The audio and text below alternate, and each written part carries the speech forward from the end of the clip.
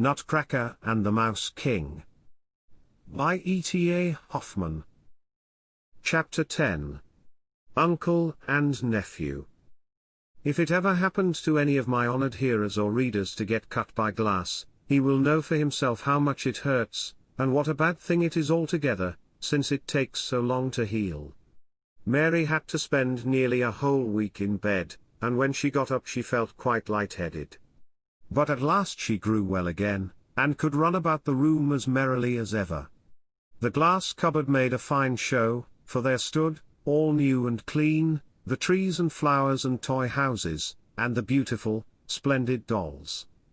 First of all, Mary looked for her dear Nutcracker, who, from his place on the second shelf, smiled back to her with his teeth quite in good order.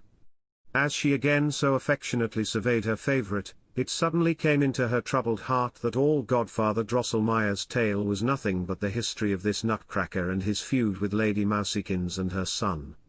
Now she saw that her Nutcracker could be no other than young Drosselmeyer of Nuremberg, the Godfather's handsome nephew, so unhappily transformed by Lady Mousekins.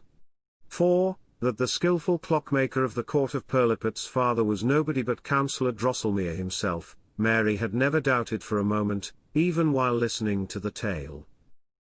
But why did your uncle not help you? Why did he not help you? Lamented Mary, as she always more and more vividly conceived the idea that in that battle of which she had been a witness, Nutcracker's kingdom and crown were at stake. Were not all the other toys his subjects, and was it not sure that the court astronomer's prophecy would be fulfilled, and young Drosselmeyer become king of Toyland? Wise Mary went on turning the matter over in her mind till she believed that Nutcracker and his vassals had actually the life and motion which she attributed to them in her imagination. But it was not so, everything in the cupboard remained stiffer and stiller than ever, and Mary, resolutely clinging to her inner conviction, put the blame of this on the continued enchantment worked by Lady Mousekins and her seven-headed son.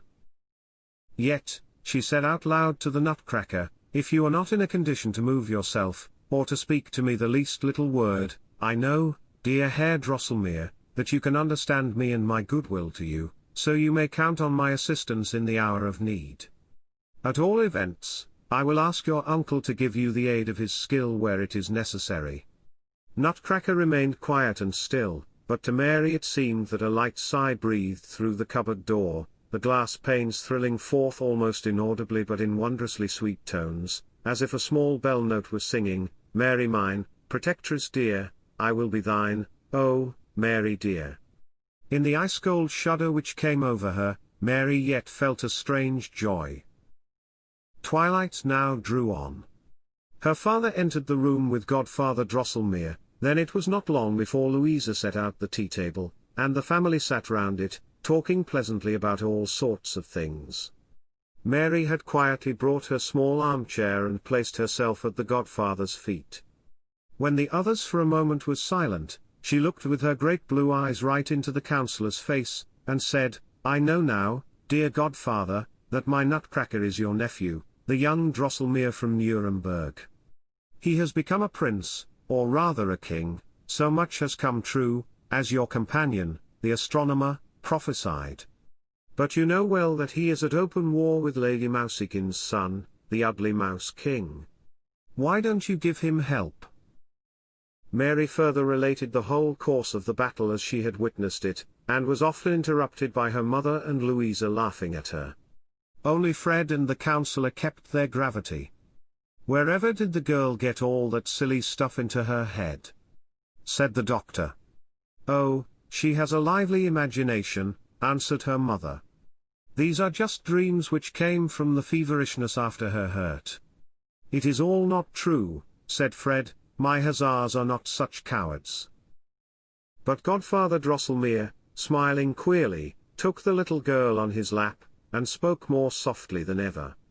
Ah, my dear Mary, to you belongs a gift denied to me and to us all, you are a born princess like Perlipet, for you reign in a beautiful bright kingdom. But you have much to suffer if you make the cause of poor deformed Nutcracker your own, for the Mouse King persecutes him in all ways. Yet you, not I, you alone can save him, if you will only be loyal and steadfast.